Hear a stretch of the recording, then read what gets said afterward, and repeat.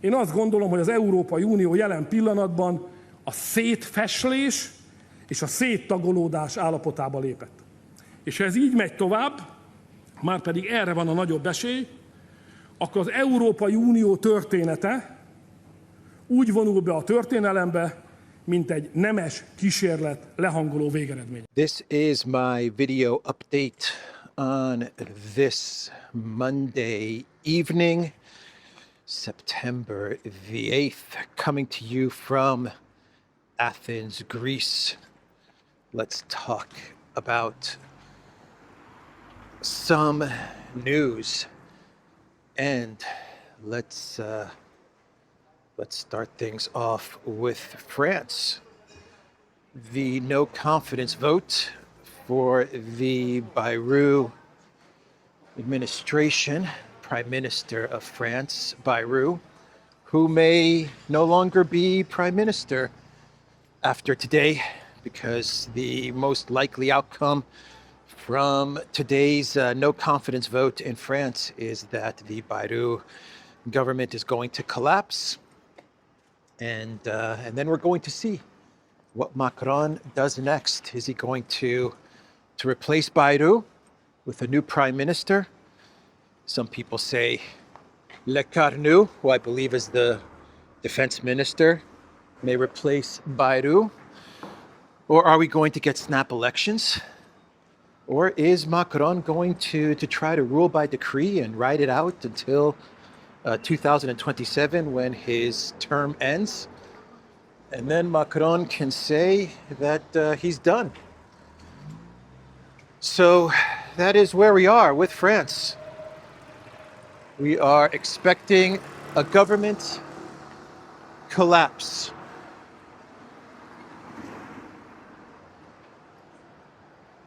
And now we can talk about Nordstream, because we got some Nordstream news. And the reports are from the German publication Welt that the man behind the Nord Stream pipeline sabotage is none other than Valery Zelensky, the Ukraine ambassador to the UK. According to Welt, German media, they say that German investigators, they feel very confident that they have cracked the Nord Stream pipeline sabotage case.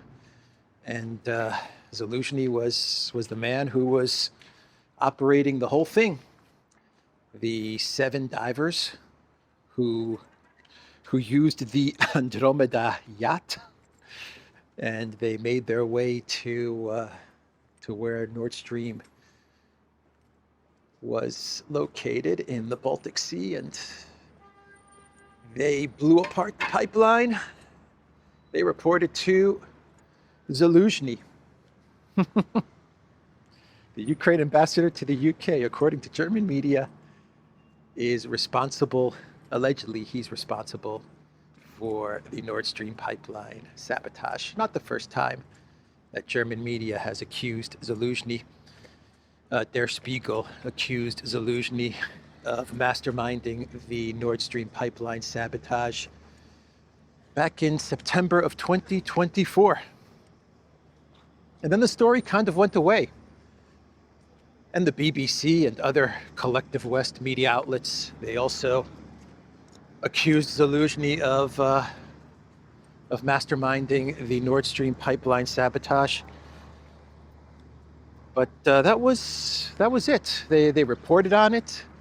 Zelensky denied it. He then became ambassador of Ukraine to the UK. Actually, he was appointed ambassador of Ukraine to the UK in February of 2024, and Der Spiegel ran an article in September of 2024 where they said that Zelensky was the man behind the curtain, and he was also interested in taking out Turkstream as well. Then the story disappeared, and here we are again with Zelensky being accused this time by Welt, of being the guy that ran the Nordstream pipeline sabotage. So, the first time that they accused Zelensky was around the time when there were rumors that Zelensky was going to replace Zelensky. And then they started to run the whole Nord Stream thing, and Zelensky was the man behind Nord Stream, and then Zelensky was appointed ambassador to the UK. I think the solution was that Zelensky would go to the UK, he would be ambassador, and the threat of Zelensky taking over for Zelensky went away. Over the past month, we've had more stories coming out which claim that Zelensky is going to replace Zelensky, because there are parts of the collective West establishment that are very unhappy with Zelensky and how things are going with Project Ukraine, and they've picked Zelensky, or they're thinking of picking Zelensky to take over for Zelensky. And these stories have been running for the past month or so in various collective West media outlets. And so what do you have going on? You have the German media coming out with stories saying that it's Zelensky who was behind the Nord Stream pipeline sabotage. To make a long story short, I think all of this is about either sidelining Zelensky so that he doesn't replace Zelensky, or sending Zelensky a warning, right? Zelensky and his people and his handlers, sending them a warning and telling them, look, don't you even think about making a run for president of Ukraine, because if you do, well, then we're just going to throw this Nord Stream pipeline sabotage thing at you. Right? I think that's what this is all about, man. The reports are that Sergei K., the guy that the Italian media apprehended, that he is still in Italy. Germany wants Italy to extradite him because they have some questions for Sergei K., well, one of the divers who they said was part of the Nord Stream job. And it looks like Italian authorities are not extraditing him. Isn't that kind of weird? Allegedly, this guy was on the Andromeda and he blew up Nord Stream. He was part of the team that blew up Nord Stream, and he knows all about the operation.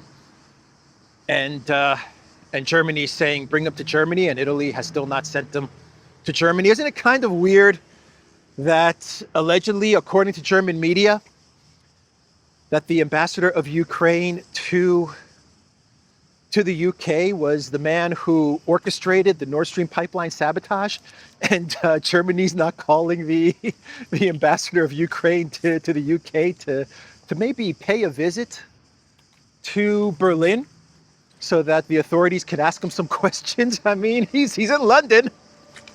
He's in London. Give him a call and tell him to come to Germany, because you want to talk to him about some stuff, right?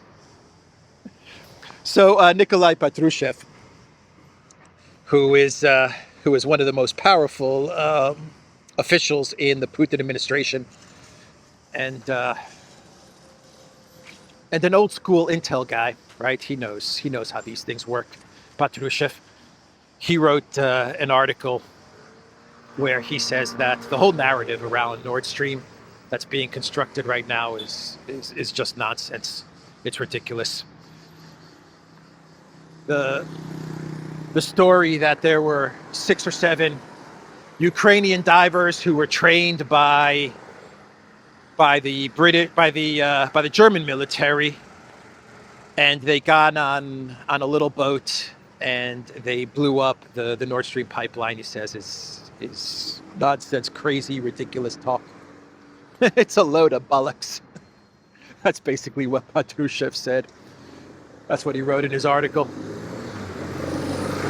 He actually says that if there's one group of professional military that could pull off Nord Stream, that is capable to do such a sabotage operation, it's the British Special Forces, right?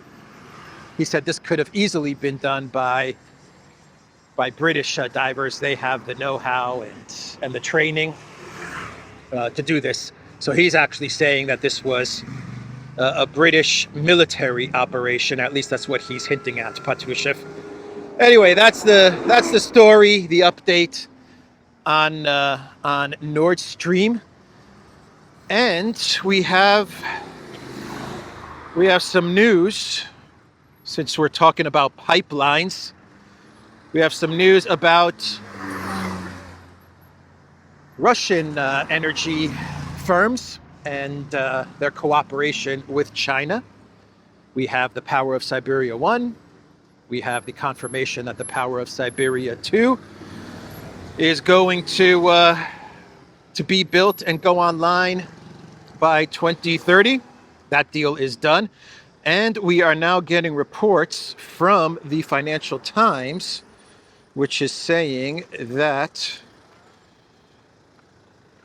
the Russian energy firms will be allowed to raise funds in China using Chinese renminbi bonds, panda bonds, right? This is what the Financial Times is saying. China paves way for renminbi fundraising by Russian energy giants. China plans to let Russian energy firms issue yuan-denominated bonds, panda bonds, in its domestic market for the first time since 2017, signaling stronger China-Russia ties amid Western sanctions over Ukraine, according to the FT. This is huge news, man. Huge freaking news. Russian energy firms will now be able to raise funds in China, and this solves one of the big problems that Russian companies had since the sanctions. Problem solved. You see what pipeline energy cooperation can do? We've moved from Power of Siberia pipeline energy cooperation to now financial cooperation between China and Russian energy firms. We can see how all of this is now being the partnership and the cooperation, the business energy cooperation between China and Russia, how it's all starting to come together and to integrate, which also shows that China is not so worried about sanctions from the United States. Since they're announcing this news, it means that China is telling the United States, go ahead and do whatever you need to do. We're going to work with Russian energy firms. So that's big news. That is big news. Russia and China. And China telling the United States, we're going to help Russian firms, whether you like it or not. I don't like it. I don't like it what China's doing. There's an emergency BRICS summit that is taking place right now.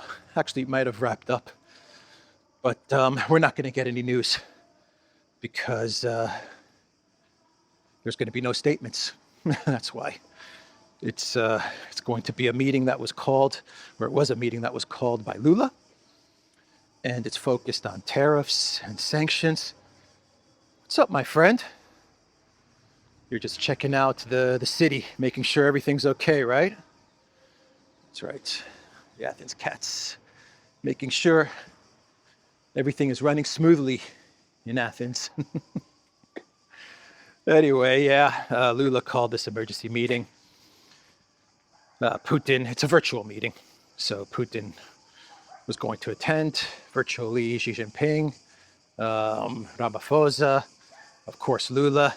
Modi was going to be represented by Jai Shankar at this meeting, and it's focused on sanctions and tariffs and dealing with the United States, the U.S. weaponizing sanctions and tariffs and stuff like that. So the Trump administration, uniting BRICS. Sounds good, huh? Uniting BRICS. What is going on? Something is going on, man. One sec. Let me loop around. Where is that dog? I'm looking for that dog, but I don't see it. Anyway, let's loop around and see what's going on down there. Sounds like there's some sort of protest or march or something. So we're not going to find out what was said and discussed at this BRICS meeting, because no statements are going to be made. Which means that it must be a very important meeting, huh?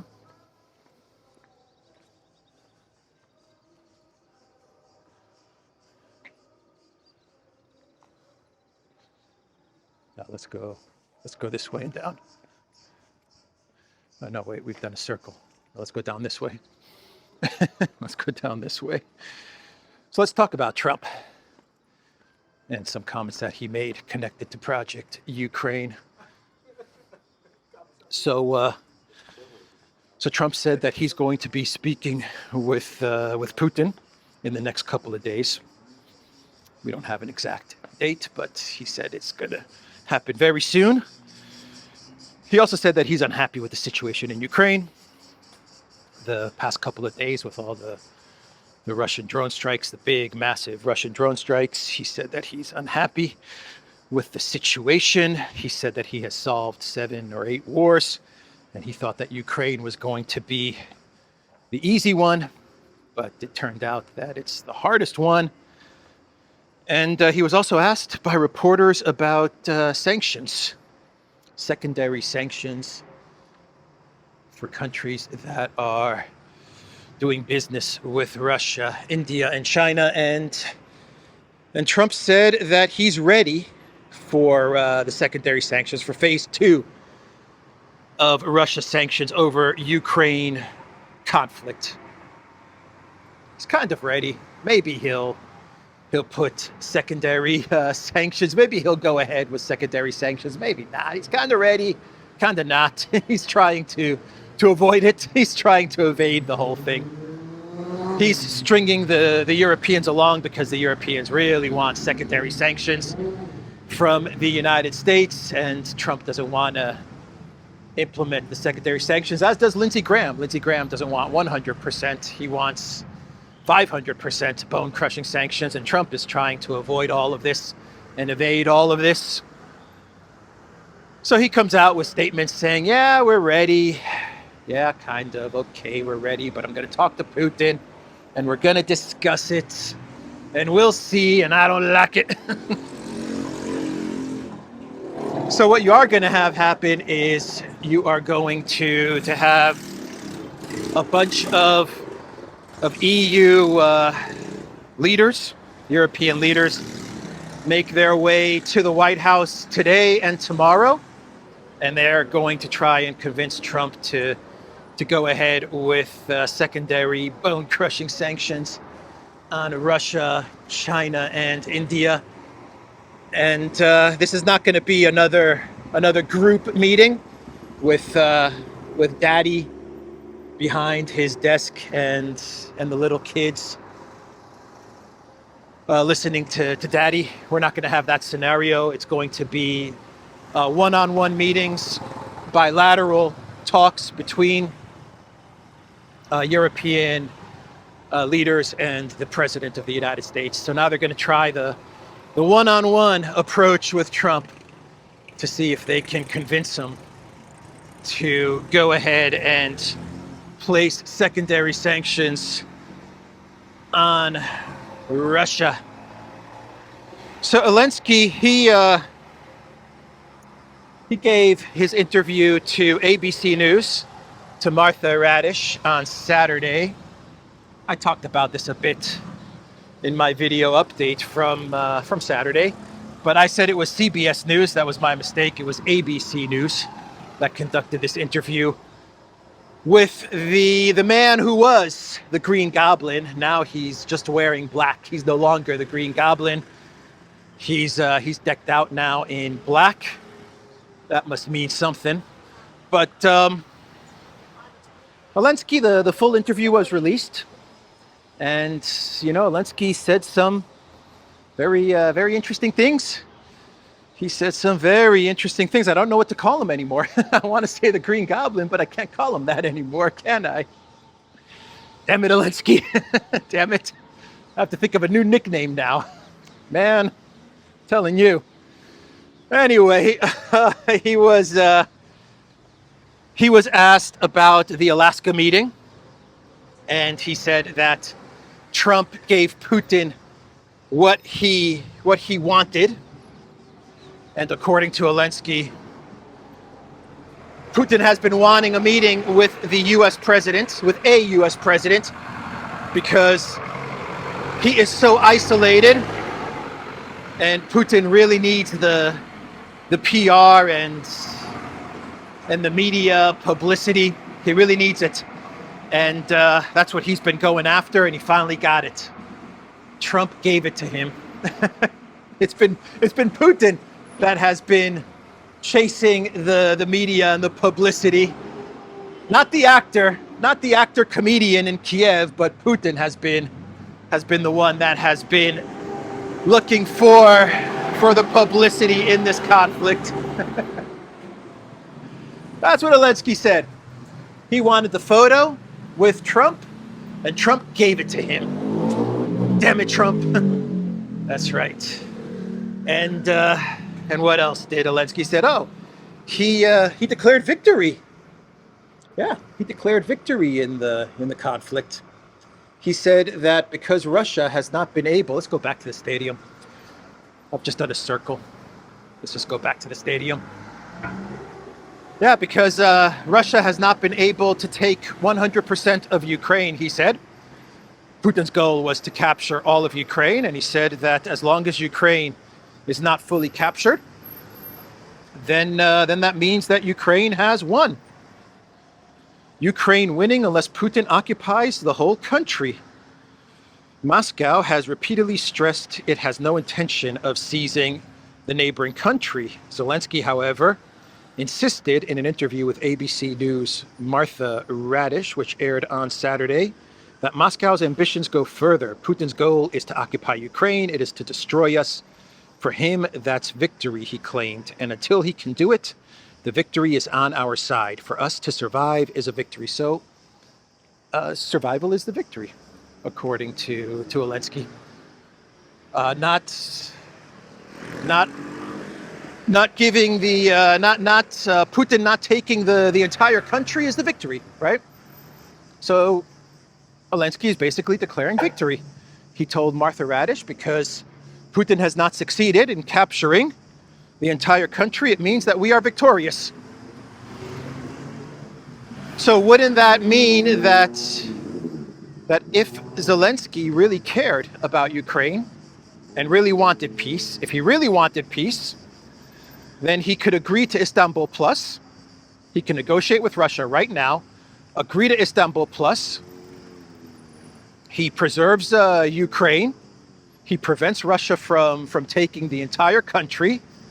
And therefore, he can claim victory in the war. Right? But he doesn't want peace. He doesn't want peace. He wants the war to continue. He wants the war to continue. But look, if you go by his statements, someone could ask Zelensky, hey, if that is the definition of victory for you, then just negotiate with Russia and agree to Istanbul Plus or something close to Istanbul Plus, June 2024. And you can declare victory, and you can even tell your European partners and Trump that you consider the war to be a win for you and your allies, right?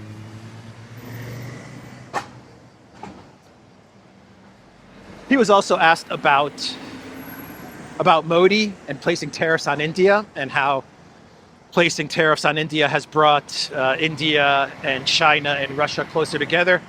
And he was asked what he thought about that, and he said it's a good thing to place tariffs on India. That was his reply to that question. And then he was asked about security guarantees, and he said that what Ukraine needs is a strong Ukraine military. It needs soldiers, Western soldiers. It needs the United States to provide air defense and weapons and missiles, he said. And then Martha Radish said, what about like fighter jets or something like that? She said, what about, she goes like this, she goes, fighter jets or something? And he's like, yeah, fighter jets. But he said, we have the F-16s. He said, they're kind of old. He said, they're old, but they're okay. I'm not going to complain. So he said, they're old, but I'm not going to complain. Miss Cabbage, the F-16s, they're old. It's Miss Radish, Martha Radish. What did I say? You said cabbage. Radish. Okay, Miss Radish. F-16s, they old. Right, Podolyak? Yes, Mr. President. They're very old. But we're not complaining. We're not complaining. Give me money. Give me weapons. Yeah, so that was the interview from Zelensky. So Viktor Orban, he gave a speech yesterday, and Viktor Orban said that the European Union is screwed. That's pretty much what Orban said. Yeah, he said it's screwed. He said that what the EU needs to do is they need to get to Moscow and to talk to the Russians. That's what they need to do and discuss some sort of a security guarantee architecture for Europe. If they don't do that, then Europe is out of the loop when it comes to negotiations. When it comes to deciding the fate of Europe, it's Russia and the United States, and the EU and Europe is on the sidelines. And Europe is collapsing. The EU is going to collapse, and it is collapsing because of their position with regards to Project Ukraine. He also said that, this is interesting, that Ukraine, the most likely scenario for Ukraine, he said, is going to be a Ukraine that's divided in 3 zones. He said there's going to be a Russian zone, a demilitarized zone, and then the Western oriented Ukraine. Interesting comment from Orban there. And he actually said that the Europeans have accepted the Russian zone. Everyone has accepted that, he said everyone has accepted that the 20% that Russia currently holds, that Ukraine is never going to get that back. So he said that the Europeans, though they may not say it in such a way, they have already accepted that there is a Russian zone, and they're already starting to talk about, he said, about a demilitarized zone. So for Orban, I guess the question is what is the European oriented third zone of Ukraine going to look like? What is that zone going to look like? Interesting statement from Orban. He also said one more interesting thing, I believe, about China and the United States. Yeah, he says the U.S. recognizes it can't beat China economically. Russia has won in Ukraine, and Europe is weak and divided. Okay, so yeah, he said that the United States has realized that it's not going to be able to defeat China. It can't defeat China and Russia together. So that was another statement that Orban made. So any more news, or should I get to the clown world? We have an update on the fire from the big Russian drone strike that happened yesterday. Over 800 Russian drones and 13 missiles fired into Ukraine, including Kiev. And I talked about how Klitschko had posted on Telegram that the fire from the top floor of the cabinet of ministers was caused by shooting down a drone. That's what Klitschko posted on Telegram. there were a lot of reports from Collective West Media, from people like Keith Kellogg, right, the neutral mediator in the Russia-Ukraine conflict. Trump's envoy, the neutral envoy, Keith Kellogg, said that Russia deliberately targeted the cabinet of ministers government building of Ukraine. He said this is a huge escalation, right, going after the government building, which, just to remind everybody, Ukraine launched drones into the Kremlin. Remember that? Where they deliberately targeted the Kremlin way back when, about 3 years ago, right? But that cat, man, freaked me out. I was like walking, and he's just watching. Anyway, cats are coming out right now because it's just about time. It's just about to get dark, so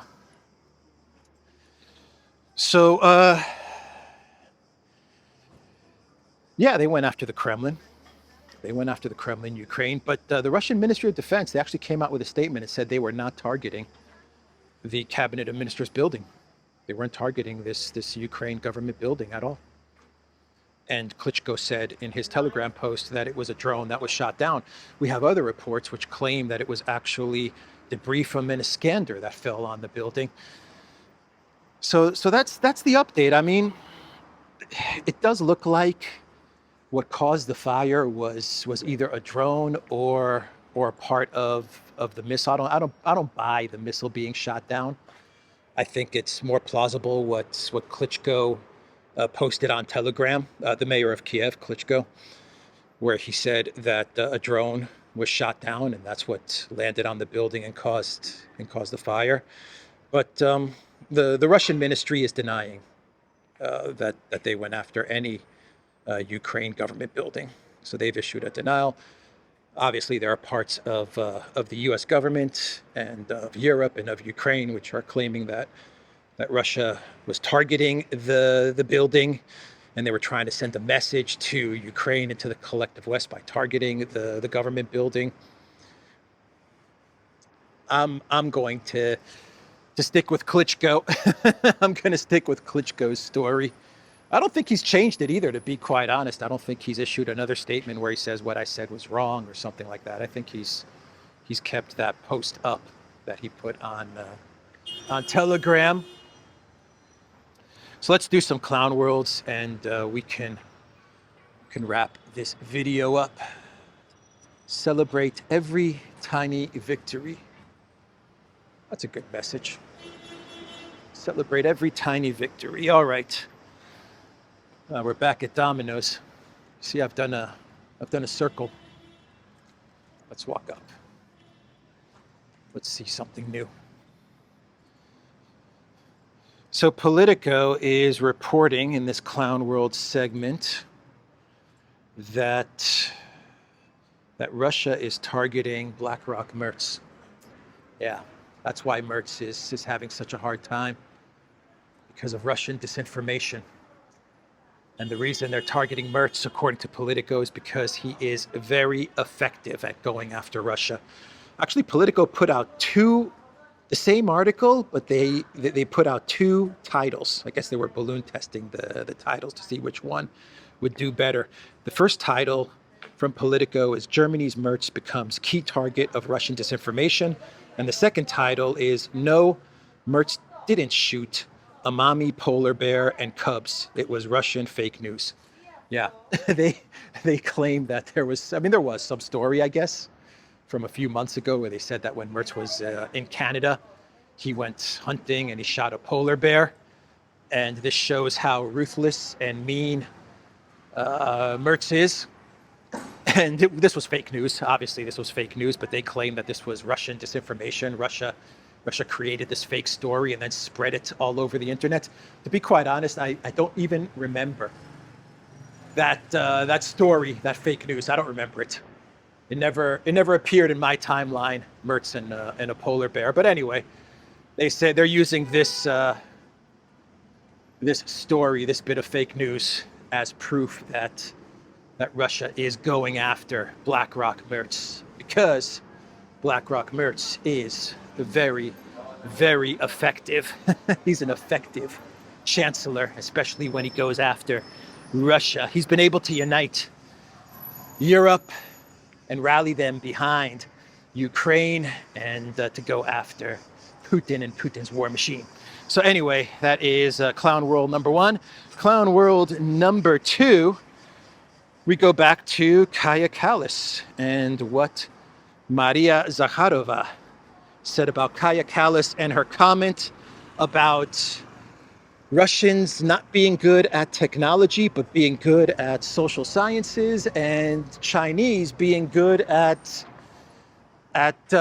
technology and not good at social sciences. Yeah, that's what Kallas said.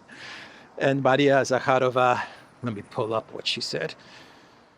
She responded to Kaja Kallas. I already told you about the Chinese Foreign Ministry's response to the statements from Kaja Kallas. The Chinese Foreign Ministry basically said, we've had enough of her. We can't stand her. We don't want to hear any more from her. We're done with Kaja Kallas. That was pretty much the Chinese Foreign Ministry. But Maria Zakharova, she decided to poke fun at stunning and brave. Yeah. So here is what Zakharova said. Or here's Kallas' statement. Chinese are very good at technology, but they are not that good in social sciences. The Russians are not good at technology at all, but super good in social sciences. So Zakharova mocked the remarks in a Telegram post asking who built the Crimean Bridge or launched rockets from Russia's Vostochny Cosmodrome. If it's true that Russians lack technological expertise. On the same note, China would not be able to govern 1 billion citizens without being strong in social sciences, Zakharova wrote. Kallas is critically uneducated. All right. So we have the response from the Chinese Foreign Ministry. They took a more direct approach. We're done with her. We're done with her. And then you have the Russian Foreign Ministry, which is very much in the style of Maria Zakharova to poke fun at the ridiculousness that is the European Union leadership. So anyway, that is the video, everybody. I will end it there. For this nighttime video, it's been a while since I've done an evening nighttime video.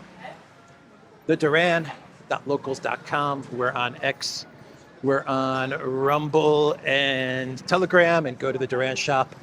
Pick up some merch like what I'm wearing in this video update. There is a link in the description box down below. Take care.